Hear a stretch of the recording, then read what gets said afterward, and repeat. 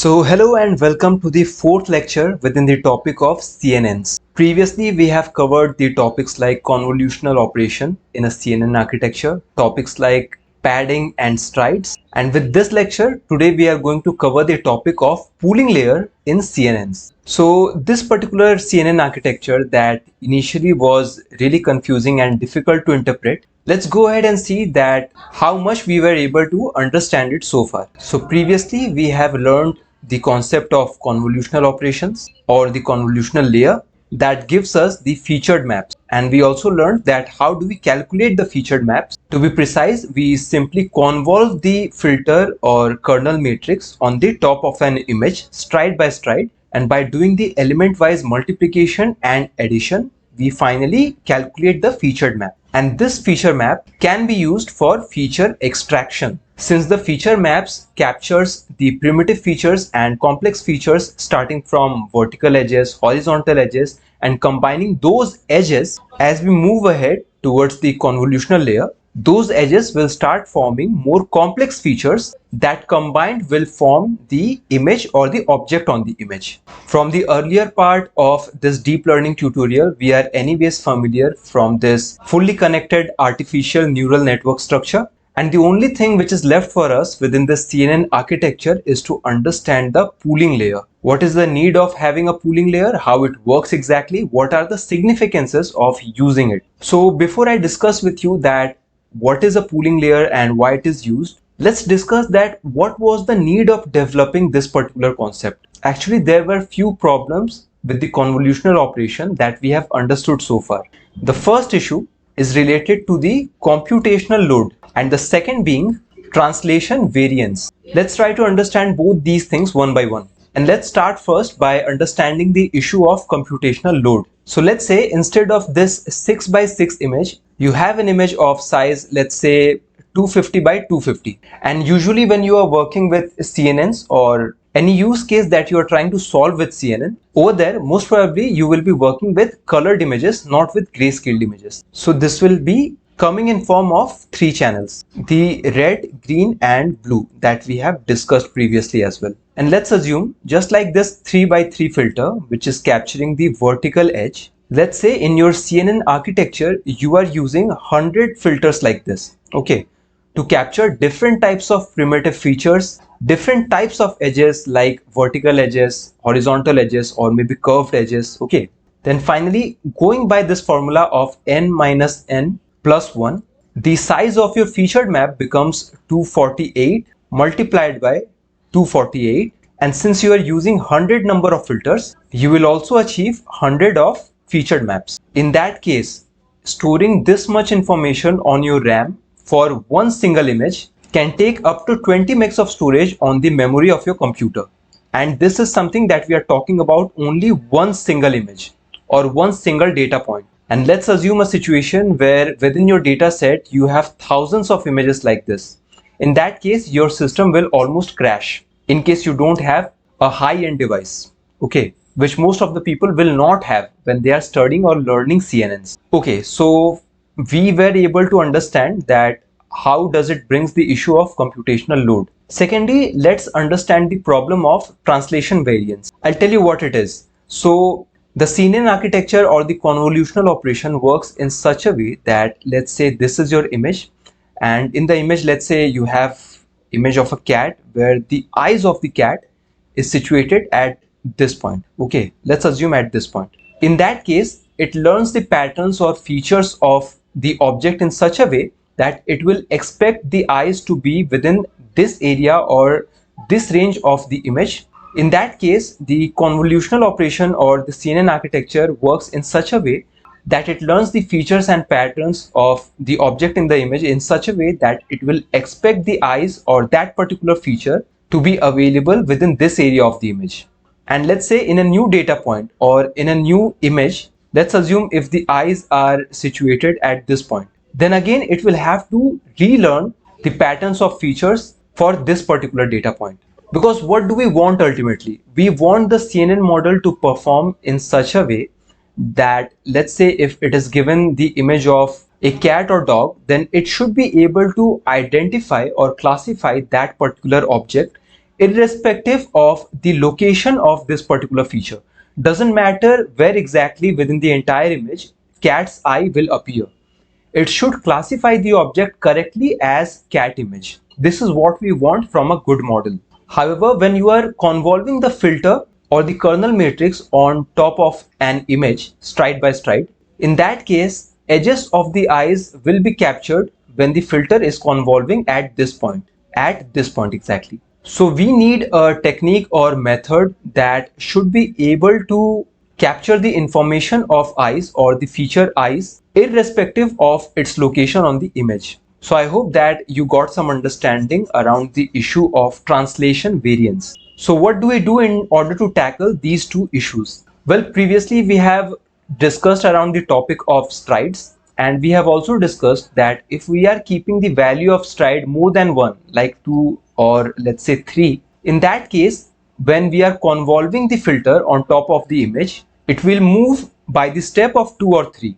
Okay, and finally it will do two things. First of course, the size of the feature map will be decreased, and also it drops the low level features or primitive features and captures only high level features. So this is not that efficient way in order to tackle the issue of computational load. So let's try something else, and this is where we bring the concept of pooling layer. We perform pooling layer right after the convolutional operation. So you see, once we perform the convolution operation in order to obtain the feature map, exactly then we perform the pooling operation. And once the pooling operation is performed, then again we will perform convolutional operation followed by another pooling operation. So it is time to understand that what is pooling exactly. In simple words, pooling is a preferred method of tackling memory issue, and it also deals with the issue of translation variance. It is a way of downsampling your feature map. So it is time that we discuss in details that how the pooling operation happens exactly.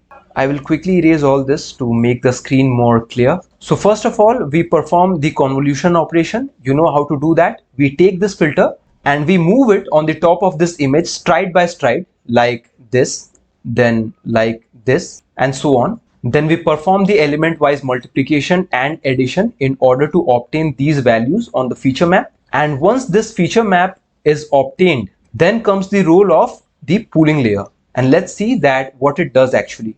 There is one thing that you need to keep on mind, that before applying the pooling operation on this feature map, first you will have to apply the ReLU operation on all the elements of this feature map. Why do we do that? We do this to bring non-linearity in the feature map. In simple words, all the values should be ranging between 0 to positive value. So obviously you will understand that what ReLU activation will do if we have any negative value, like let's say we have negative 30 in this pixel. Applying ReLU activation will convert this negative value to 0.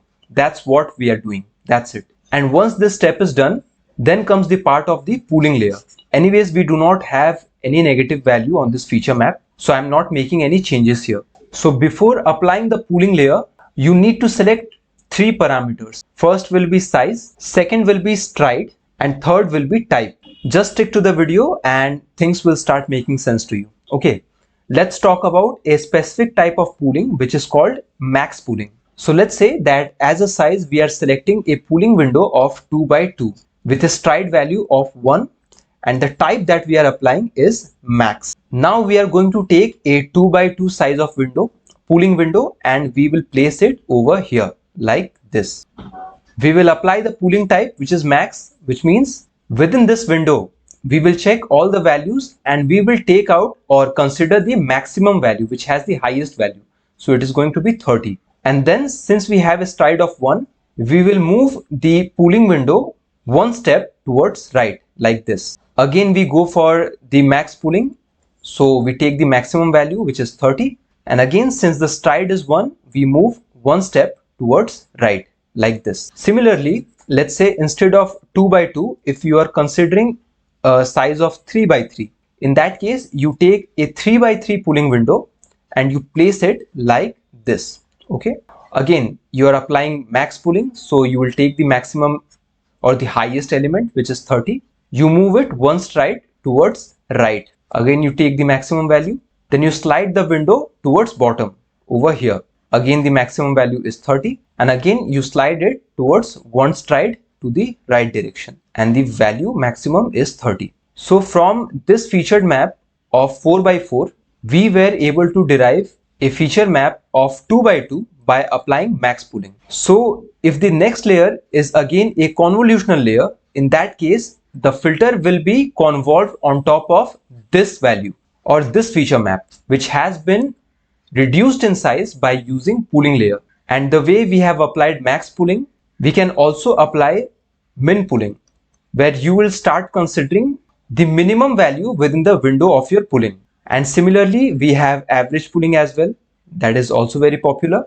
And there are other poolings like L2 pooling, global pooling, etc. But these are the most famous ones. But remember that when you are applying max pooling on the image, it will discard the low level details or the low level primitive features, and it preserves the high level features only. This is only in case of max pooling. And when you are using this method of pooling over here, then let's pay attention and try to understand what exactly is happening again. You perform the convolutional operation that gives you a featured map, and on this feature map you apply pooling to reduce the size of this feature map.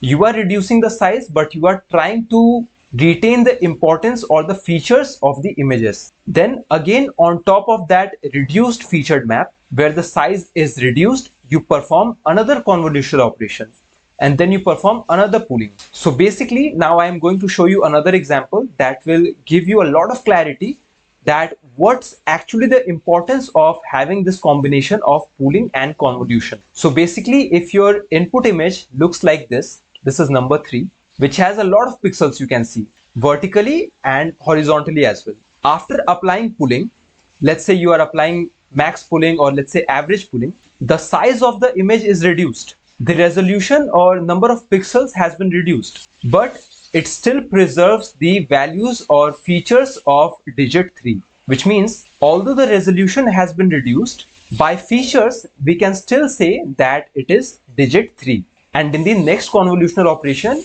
you move the filters on top of this shrinked image or this reduced feature map like this. So I hope that now you have a decent clarity around what is pooling, why it is used, and how it helps us with issues like computational load.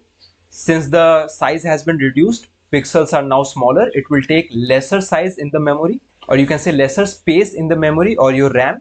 And doesn't matter if your object 3 is here, here, or here on the image, when you are applying pooling, it will capture the features within the center. So this was all about pooling, and with that being said, we come to the end of this particular lecture. The next lecture is going to be very important, where we will be discussing the concept of backpropagation in CNN architecture.